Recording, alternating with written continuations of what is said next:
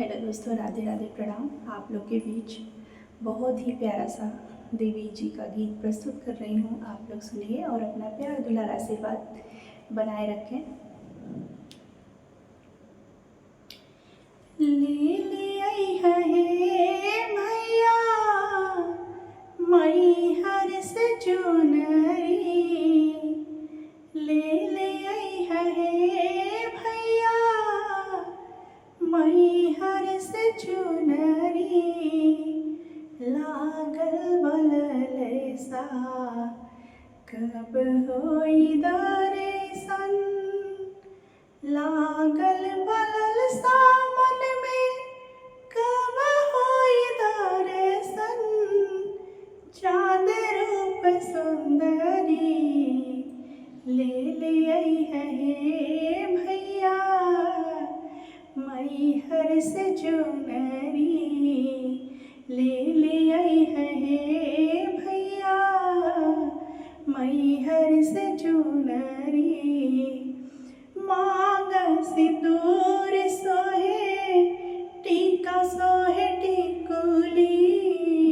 मांग सिंदूर सोहे टीका सोहे टिकुली, नैनाय जोर कैले जेने जेने देखली, नैनाय जोर कैले जेने जेने देखली, जे कर ध्यान धरे निस दिन जाप करे, जे कर ध्यान धरे निस दिन जाप करे, ब्रह्मा विष्णु शिवरी ले ले आई है भैया मई हर से चुनरी, ले ले आई है भैया मई हर से चुनरी, चुनरी के महिमा सब केहू जानेला, चुनरी के महिमा सब केहू जानेला, संत विद्वान गुनी सब ही बखानेला, संत विद्वान गुनी सब ही बखानेला, जग के अपार सुख ए चुनरी में, जग के अपार सुख ए चुनरी में, नाही चाही मुंदरी ले ले आई है भैया मई हर से चुनरी, ले ले आई है भैया मई हर से चुनरी, भक्त प्रहलाद पर विपद अपार अइली, भक्त प्रहलाद पर विपद अपार अइली, बन गईली नरसिंह मैया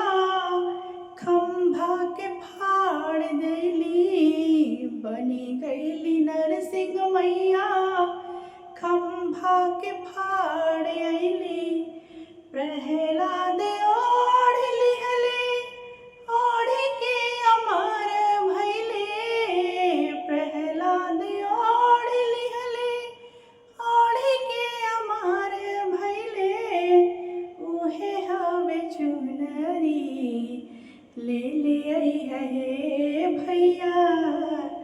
मई हर से चुनरी, ले ले आई है भैया मई हर से चुनरी,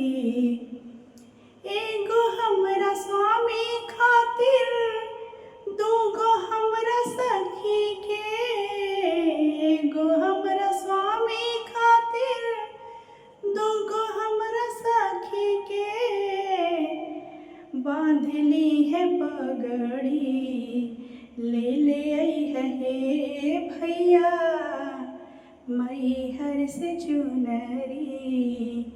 एगो भगत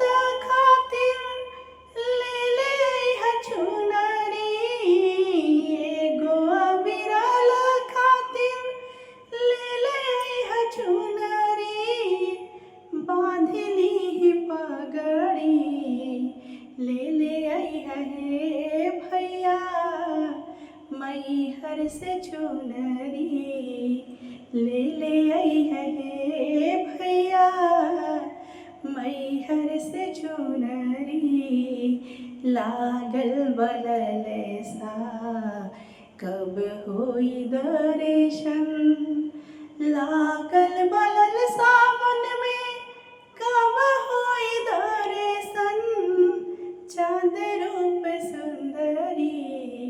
ले आई है भैया मैहर से चुनरी, ले आई है भैया मैहर से चुनरी।